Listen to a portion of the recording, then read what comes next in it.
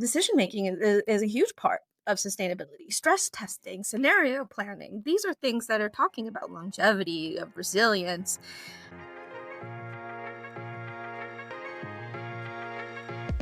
Hi people, welcome to another episode of the Sustainability Circle podcast. I am Max, co-founder of TSC, and I am again your host today.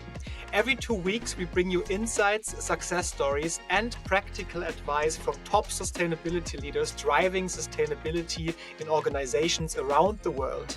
And today I have the pleasure of speaking with Nicole Zethelius, a seasoned sustainability leader who has held key roles such as Global Head of Sustainability at CGI or her latest role, Head of People Sustainability at Nordea. Nicole has worked with companies at different stages of sustainability integration, focusing on embedding sustainability into business strategies and turning it into a real driver of value. And while building these business cases for sustainability over and over again, she discovered certain approaches, or let's call them concepts, that allow to systemize this approach. And this is what we are going to be talking about today. Together, we will explore how sustainability leaders can systemize the business case for sustainability and turn it into a growth engine for their companies. Nicole, welcome. It's great to have you here. Thanks so much, Max. I'm happy to be here. It's exciting to be on a podcast here for the Sustainability Circle. Sure, very welcome. As you're also a founding member of TSC, I'm very much looking forward to that episode. I'm sure we will have a lot of insightful findings. So, we almost always just dive right in and start by exploring a bit your journey. So you've been a leader in sustainability in many different companies and industries. Can you share a bit about how you ended up focusing on embedding sustainability into the core business strategy and what drives you to make it a key part of business operations? Tell us a bit about your career path. Well, I think it starts with a little bit of failure as well, like trial and error. I mean, when you work in an area of uncharted water, be prepared to figure that out. And I think I've been working for 2 decades within sustainability in 12 different industries. So I've learned a thing or two about the panacea promises and sunken cost fallacies that are been happening around the area of sustainability. And this is making executives and board adverse to sustainability and leading the current cuts that are happening right now. It's been, cut globally, across different markets for the lack of profitability. And I would say, personally, on a Dunning-Kruger curve, I've reached the expert level. So I've gone down the valley and up to the other side. So I have an understanding of how to pivot and stress test some of these things that are happening in corporations today. Cool. So, systemizing sustainability, right? We will get to that. But before we discuss all of it, let's maybe take a look on the current state of organizations and how they view sustainability, because part of my day job is to talk to many sustainability leaders. And I find it over and over again that sustainability is still seen as a cost center, something that adds overhead but doesn't directly bring in value. At least it is perceived like that. Why do you think this mindset is so prevalent, and what are the risks of treating sustainability that way, maybe? Well, if we look at this pragmatically, Max, should we be giving organizations a hard time for viewing sustainability as a money pit of sorts? I don't think so.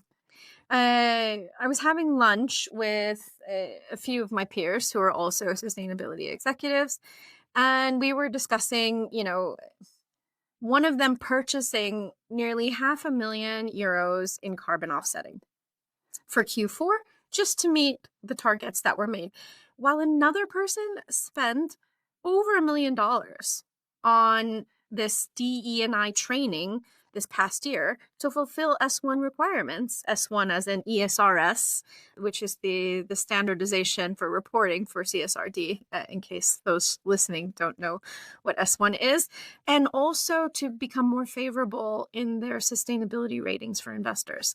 I mean, that's over $1 million in investment just to do that. And I have to ask, where is the proof that either of these things are doing good for the organizations that made these investments? No one can give me a concrete answer or proof, that are we really making things better for business? That's the question. Are we really making things better for the environment and society? What are we trying to solve here with all this this investment and money being made? And this reminds me of, when I hired a personal trainer after having my first child. And the trainer gave me like a broad and daunting list of all these like vague exercises and nutritional advice, and not accounting for, personality, lifestyle, interest goals. I ended up doing things the wrong way, and maybe putting my health at a greater risk. And this was like many months in. I noticed that, I wasn't any healthier. I wasn't even more fitter than I was. And that's how companies are feeling today. They've put in so much effort, right? And they're not feeling, more sustainable, to say. So human health and sustainability, I would say, have similarities in this perspective. In that they're both complex. Bodies are complex, so are organizations. And it depends on so many different variables. It's not an out-of-the-box solution here.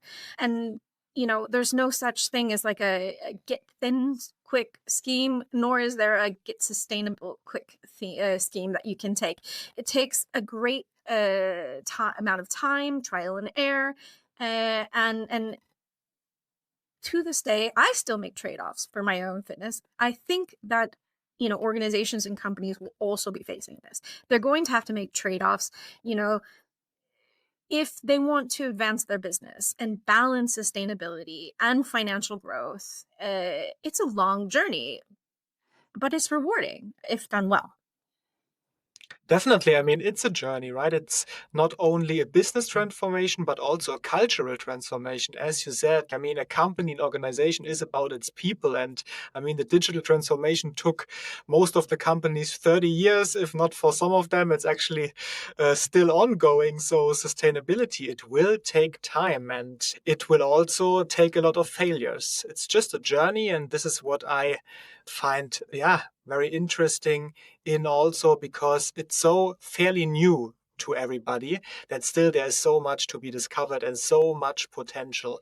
But maybe before we go to that, what are the tangible impacts of seeing sustainability as just a cost, right? So how does that impact the decision companies make and the progress they are also, they are able to achieve? Yeah. I mean, if we want to talk about like one major tangible impact, that is like that the organization meets regulatory requirements and the competitive sustainability ratings for investors. That's a very expensive impact, I would say. And I discern that, and this is my opinion, that the costs might outweigh the actual benefit in this current state. Roughly 80% of the budget that's going towards sustainability right now is towards this whole reporting and investor relations. That's a lot. And I'm not sure that that's a long-term strategy that could be successful for organizations. Now, neither will actually, if you were to do all the reporting and have all this information at hand, neither will actually relay the understanding of business resilience, longevity, and a healthy operation and value chain. There's no, unless you were to look at correlations and findings, none of that would really, I mean, you're just taking information, putting in a report. Are we really using that for business advantage? That's questionable, right? The correlation is so weak at this moment that in almost every sustainability report I've read in my career, it's not connecting that dot to business resilience, to longevity, to healthy operation, to a really clean ecosystem and value chain that the company operates in or the organization operates in. And in context, it depends on who's running the show. You either have a hyper-focused environmental expert or social sustainability expert with no business acumen. And that happens. Or you might have a business expert with zero understanding, or deep understanding of sustainability in this position, right? So you see this gap here. And an easy way to tell which way your organization leans is to look at the double materiality results.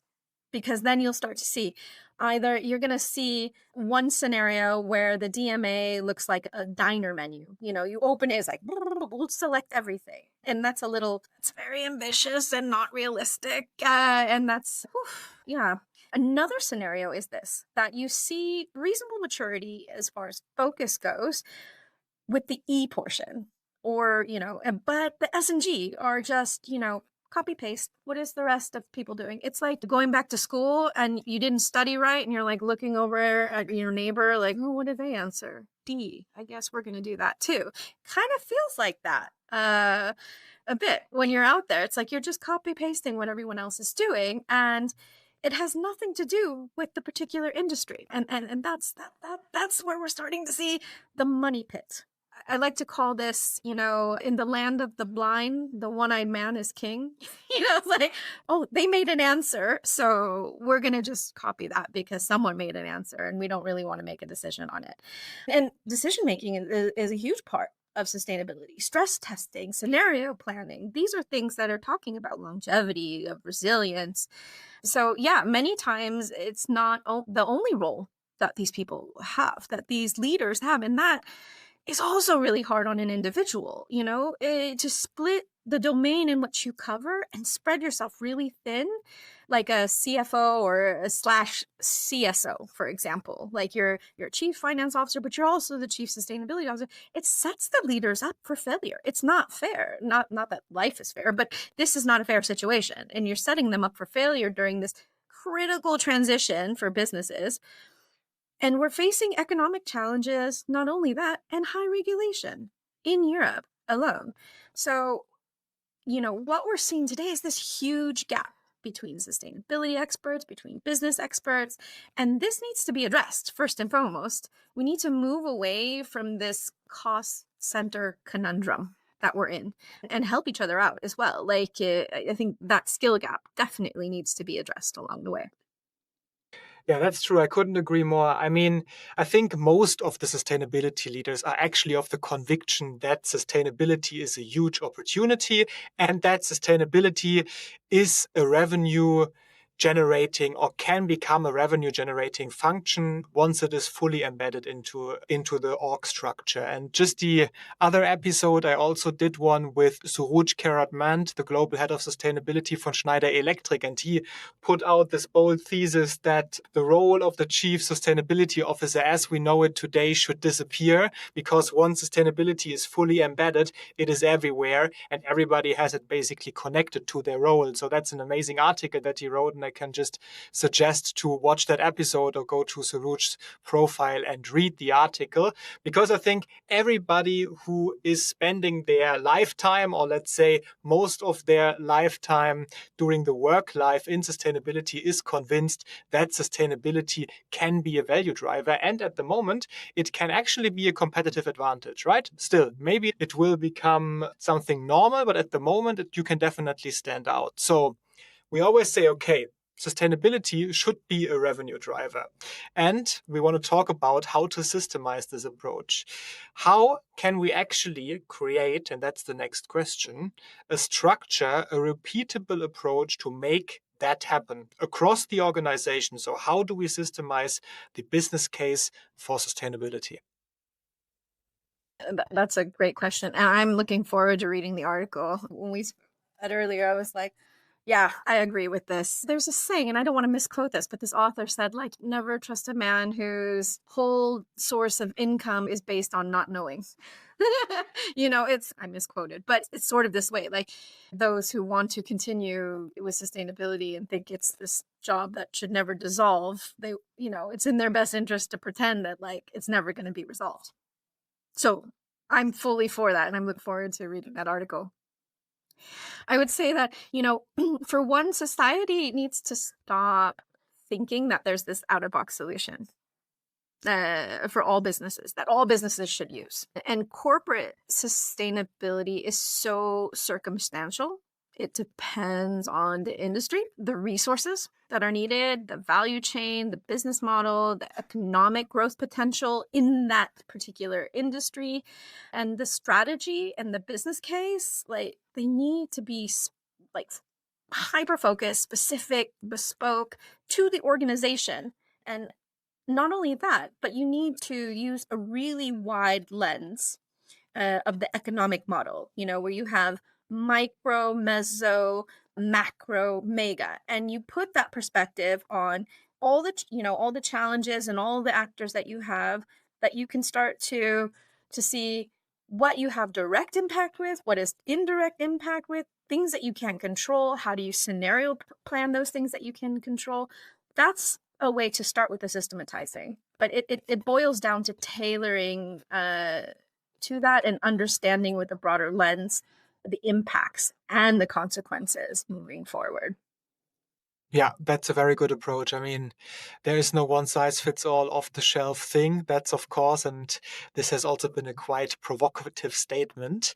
But I'm sure we can find some first steps for sustainability leaders to systemize that, right? So is there a framework or a set of principles that can guide them, or how would you start? Yeah. So in the past 5 years, just the last 5 years, it's really started to like come together. And I found success utilizing sustainable business canvases that incorporate profit and loss into them, as well as a ROSI balance sheet. ROSI is return on sustainable investment. And you can look it up. There's some really great ones and templates out there. From MIT, from NY Stern, from CASE, CASE, for example. These are just a few. I suggest looking over them to ensure that it's a good fit for a base to start tailoring to the organization. Yeah, you're going to have to alter it to your organization, of course. But those, I would say, to systematize that, start looking at the expectation of how you view it every single time. So everyone knows within your organization that this is how it's presented, just as if you were to present a double materiality assessment. Like, start to normalize things by gathering this balance sheet. And the balance sheet and ROSI could have short term, could have long term, but then you're able to like look at projections. You're also able to have a litmus test. Does this connect to profit? Okay, it doesn't. I see. Things become more apparent when you have this visibility in a proper, business canvas and a proper balance sheet with return on sustainable investment. Interesting. We will definitely list all of what you just have said in the episode description so that people can easily find it once we publish that episode. Yeah, thanks for sharing that. That looks interesting. Maybe how do we balance short-term wins with long-term sustainability goals then? So how do you ensure that both are moving in the right direction, let's say, at the same time? Yeah, right. It's a drumbeat. And I think this is a cultural thing too, because, some are very linear in working, right? Like, you wait in line, you get your things, and then you pay for them and you leave. While other cultures, you're like, you could be doing a bunch of things. One of my old mentors, he was like, yeah, in the UK, it's like, okay, you buy your thing and then you get helped and then you make payment. He's like, but when you're in Italy, it's like you go to a butcher shop and they're like, okay, who wants ham? And then, one guy cuts ham for like a bunch of people. It's going to be the same kind of way. So a good start is to start with the ROSI, the return on sustainable investment balance sheet. Visualizing. You need to visualize. This is a huge part of communication. Visualizing the short-term and the long-term goals. What are you trying to solve? Right? It's not just a tactic. A strategy isn't a strategy unless you define what. What are we talking about here? What do we want to solve? And a good rule is that if you cannot provide hard, measurable facts on how how it impacts profit, uh, it needs to go back to the drawing board until it is possible. And sometimes we have to kill our darlings. We're like, oh, I don't want to get rid of this. It's so important. And, you could be like, this is like, the future. But sometimes it's not the right time. And we have to practice restraint in that perspective. So if it goes back to the drawing board, yeah, painfully, some of the darlings might be killed in the process. However, this does not mean that it can't be picked up later on in the process. At a later time, when it's more connected to the business, when the infrastructure externally exists, when you can provide connectivity to the profit more concretely. So it just because you kill your darling today doesn't mean that you won't pick it up, 2 years from now when things are working even better, or that you have the data to prove it, or that, it's more possible and it's more, you won't be at a loss. Remember, we're running a business here, so you have to talk about profit and loss balance. And one of the primary results that may become evident when you start to do these ROSI balance sheets of short-term and long-term and hold them up together is evident that the regulatory and ESG costs are way too high and inefficient in operations. And I would say this has happened 100% of the time when we've done ROSI exercises in the organizations I've worked in, where it's like, wow, that is very expensive. And, it has to do with technology and a lot of other things, change management, looking at the risks from that perspective operationally. So it's a lot of, expectation on businesses to move fast. And things like this happen when we pressure businesses to move fast. Of course. That's part of the game, right? If you would always do everything right, then I guess nobody would learn anything, because you learn the most from failures. So right now we have the theory. Okay, so we have the ROSI sheet, we have all of that fancy concepts that we can use and we should use. Let's maybe leave the theory behind and get a bit more tangible. So I'd love to hear about your hands-on experiences, because I am convinced that from those experiences, when we get tangible, the people can draw the most inspiration from, because then you really have the actionable insights to also see, okay, am I in the same situation? Am I in a different one? What can I take from this? So can you share a couple of examples from your past experiences? Some lessons learned, maybe. Yes, of course. So lesson number 1, there are always trade-offs. I have 2 examples of 2 global companies, both headquartered in the EU, by the way, with around 50 to 110,000 employees. So they're not small potatoes, big company. And both are pressured about their emission targets and about, the reduction, how it's plateaued. They're not going fast enough. It's not, it's not to the expectations. They're huge players in destroying our planet, et cetera, et cetera. So they've gotten a lot of pressure here. Company number 1, this organization publicly hails as a sustainable business, and they've had rather aggressive emission reductions. However, this has been tailing off because of the COVID work from home policies. That was one of their biggest ways to reduce the real estate emission reductions. And while proud, and they went very public about their aggressive, oh my God, we're almost to zero, woo, kind of thing.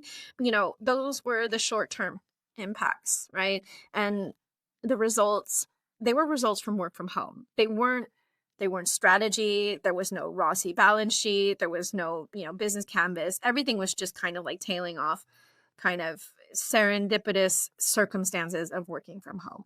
Now, because there was no real strategy and they weren't even handling the low-hanging fruits in the right way to reduction. So, but any type of scenario planning in general could have helped them to understand the impacts on business long-term. So now this company is cornered to use a large sum of revenue. for, again, annual carbon offsets at the end of the year.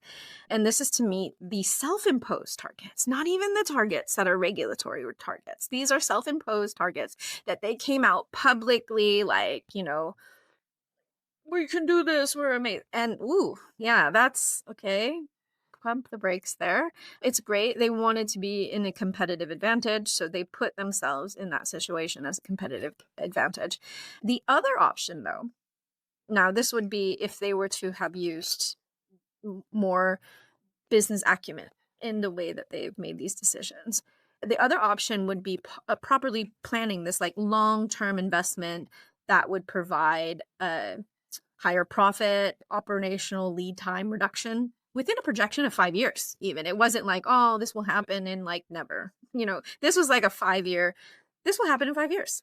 Yeah, if you do this long-term investment, and even if they're lucky, it could have been sooner. But I'll leave it at that. The other company is in an industry that is spotlighted as the enemy of sustainability and the sustainable activists, right? They're the baddie. And however, this company, I must say, has invested a great deal into their sustainability and have worked arduously for decades to improve their impacts, both negative and positive.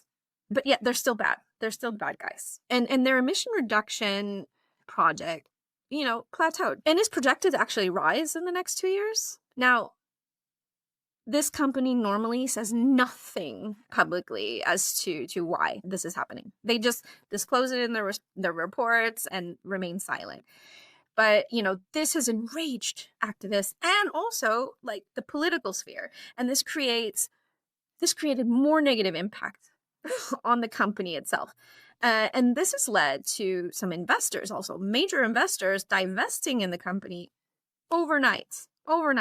And however, no one is explaining the reason why they've plateaued, right? The reason why they plateaued and the rise is extremely rational, by the way. It's extremely rational and mature for this company.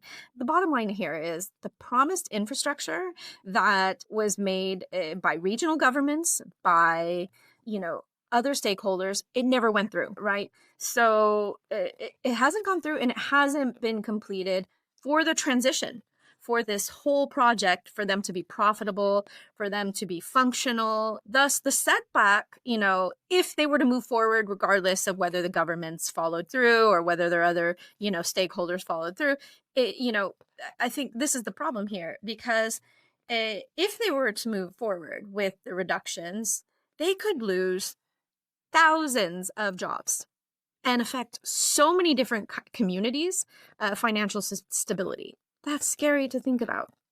That's super scary to think about. So now they're cornered with potential fines, of course, in addition to the pressure to purchase carbon offsets, to, meet these regulatory expectations as well as investor expectations to meet these emission targets. And this is like to the sum of millions of euros this company has to do. And the other option would be this: to push back on the criticisms and be transparent about why the company has decided to park their investments until the governments and other institutions in their value chain meet their end of the deal. That was made 10 years ago, by the way.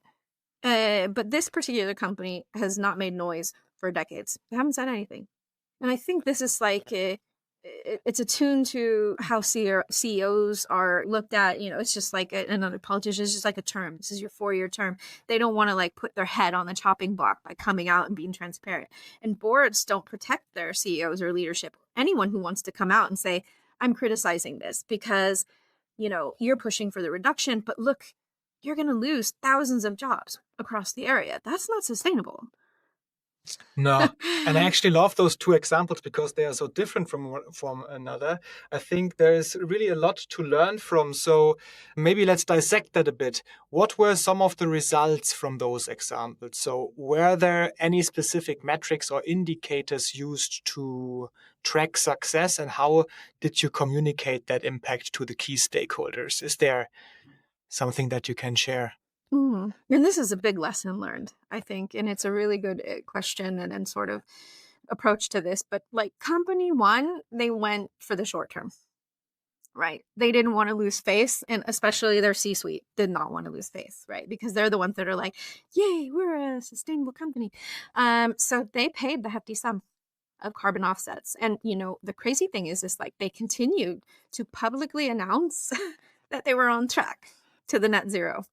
And then company two remained silent, and they paid some fines and they bought some carbon offsets. And well, unfortunately, so far, like a couple thousand employees have been laid off. Yeah. Yeah. Okay. Yeah. I mean, in hindsight, everything seems so obvious, right? And I mean, I'm sure there have been a lot of challenges and also pitfalls along the way. What were maybe the biggest lessons learned that could help also others to avoid those mistakes from those two examples? Is there something you can share? Yeah. And this is why we need to pay attention to these failures, right? We shouldn't just pay attention to, the inspiration aspects, but like, how do you flip this? How do you pivot? For company number one, it boils down to the head of sustainability being unable to create like a proper business case that laid out not only the upfront costs, but the clear return on timeline and like all the long-term benefits that could be made. But also they didn't really get the voice. And there's an explanation for that later on. The business acumen and the ability to maneuver through internal politics is what this is here. And it was a pitfall. And, I would say it set off the sustainability initiatives to becoming, the cost center that it is and will remain. And, every year since this has happened, an increase in carbon offsets for this company is 20 to 30%. So not only have they paid a huge chunk, but it just keeps getting bigger and bigger. And I honestly predict this company is, they're going to cut this business unit, and it's going to be super sad, and it's going to not be nice at all. And they're going to move the remaining responsibilities with either legal, finance, and under regulatory reporting in the not too far future, I think, because the amount of money that they're just losing from this, I don't think that they're gaining the same business. There's a saying, this might sound crazy, but like there's a saying, play stupid games, win stupid prizes. And company one should have really pumped the brakes on publicizing all of this net zero boosting. Instead, they should have focused on, properly planning their investments and long-term thinking, and that would have provided a higher profit, better lead times later on. Like, shorter operational times for them would have given them far more competitive advantage than, just saying, oh, we're net zero, we're losing traction. What's happening in the world? What's happening in North America? Things are being tested. So we need to be a little bit smarter about this and making clear in the, reporting disclosures, the plans of how they plan to, how it will affect not only the targets, but, in the interim, along with the long-term benefits. Like, so they could come out and say, you know what, in the next 2 years, our environmental impact will go up. We know this is the reason why we're doing this long-term thing. And we need to focus on that. And we need to focus our investments on that. We need to be smart about it, because this is going to help our employees. This is going to help our business to remain resilient. This is a long-term thing, and it will help us deliver our products to you faster, right? Oh my God. If they were to say that, that's so mature. That's like, they're adults in the room. Yay. Less this marketing show off, and being more humble in your approach. The fault doesn't sit alone with the sustainability head here. It also is the C-suite, the executives, for doubling down on this campaign of net zero to make them look good. And that's a hard criticism, but yeah, I mean, they could have reviewed other alternatives and other options that this head of sustainability and the experts prepared that got shot down by management all along the way before it even hit them, So a lot of times, like, companies have evidence to prove, like, okay, this would be the long-term option, and it gets shot down. It doesn't get chosen at all. And that's a shame, right? That's a huge shame. So company two, oh goodness, the battle and the criticism and the scrutiny continues. And I would say the investor confidence is completely shaken. It's like they continue to be divested in, investment portfolios, not only in Europe, but also in North America and parts of Asia, which is making their non-EU regulated competitors, who do far worse, by the way, far worse. It's making them stronger in this market. So by putting pressure on this company who's trying their best, who's doing their best, you're letting their competitors win. Right? This is game theory. It's a hard lesson to be learned here. We need to be more forgiving to the companies who are trying hard.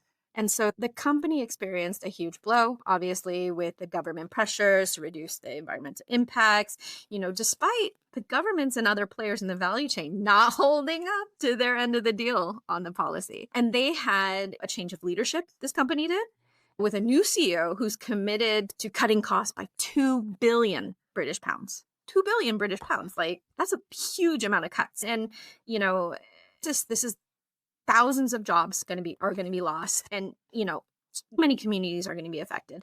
In addition, their clean investments are still not profitable. This is bad. How are we going to prove the business case that clean energy is the way to go when they're still not profitable? Now, hindsight 2020, the company has this golden opportunity to become trailblazers and more mature in corporate sustainability. They could write a whole book about it. If there was someone out there bold enough to be backed up by the board and by the owners of the company to push back on the criticisms publicly, and be transparent about why the company decided to pump the brakes on the investments, number one, until the governments and other institutions held up their end of the bargain and have met their deal. And thousands of jobs could have been saved if they were given more thought to, and this is a concept that we should also put in the chat or whatever it is, just transition. And that is with consideration to, the green transition, like the just transition talks about the social aspect of that. What is the job loss? What is the impact of these communities? Will they have to move away from their livelihoods? So look up just transition if you want to understand that a little bit further. And it opens up the conversation about strategy and alignment and to balance people, planet, and profit. All of those things should always be considered. It's not one or the other. It's all together, right? So the external collaborators are an essential part to balancing people, planet, profit. And if they're not holding up the end of the bargain, of course you can do that. So right now, this company is hemorrhaging potential profits from, it's like 1,000 paper cuts, right? Of hemorrhaging potential profits of nonsensical pressures, like nonsensical pressures, meaning that, everyone's like, there's such a bad industry, it's a bad, but what is the trade-off if you make these pressures? Are we thinking about the people? Are we thinking about GDPs of like countries and how that's connected to pensions? And are we thinking about the complexity of it economically? I'm not sure everyone is doing this. And so let's not forget that this company's stability and success is directly connected to two major countries' GDPs, by the way, not to mention, as I said, pensions and social welfare. So the lesson learned here, and this also is like, if you had ROSI available in your balance sheet, like in a very clear, concise way, you'd be like, boom, like this is why we're going up. We could go down. We will go down in the next 5 years. But everyone else needs to hold their end of the bargain. So show me the money and the time and the energy. But lesson learned here is be bolder. Be the adult in the conversation and push back and question and discuss the consequences publicly. There should be a logical chain and rationale here. So I think there is a lot to reflect on. I think we can really keep on talking for hours, but we are already quite far ahead in the time. So I say let's do one more question and then we go towards the closing of the episode. So maybe very briefly, 1 or 2 minute comment. I mean, we say, okay, the role of sustainability leaders is changing. You need to systemize this approach. So as sustainability becomes more integrated into business strategy, and it will certainly be more integrated, what skills do sustainability leaders need to have in order to make the business case effectively, in your point of view? Yeah. So there's two prongs here. So if it's a sustainability expert with a deep environmental or social area, they're going to need to upskill the corporate aspect, right? And that's 8 areas. So strategic thinking, stronger financial literacy, market awareness of the company's respective industry, leadership, communication, and influence, data analysis and decision making in the context of business, not just, their area, reading, emissions and impacts. Risk management and scenario planning. They should try to master that. That's an operational understanding and change management. I think that's a lot of times this is why it's becoming costly. On top of that, adaptability and continuous learning.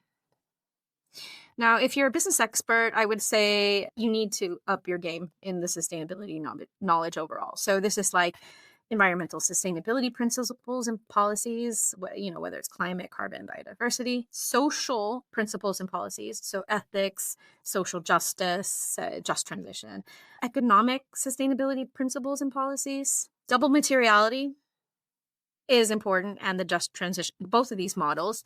And these are models you can look up. Sustainability reporting frameworks, of course, risk management, scenario planning, and then innovation and circular economy, which is really the cool parts. So I would say that I gave 8 for each, whether you're on one side or the other. Long lists.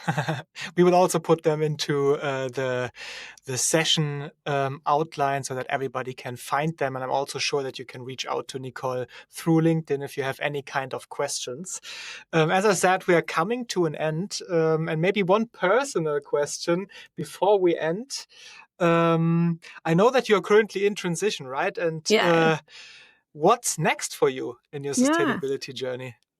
How does the future look like? Yeah.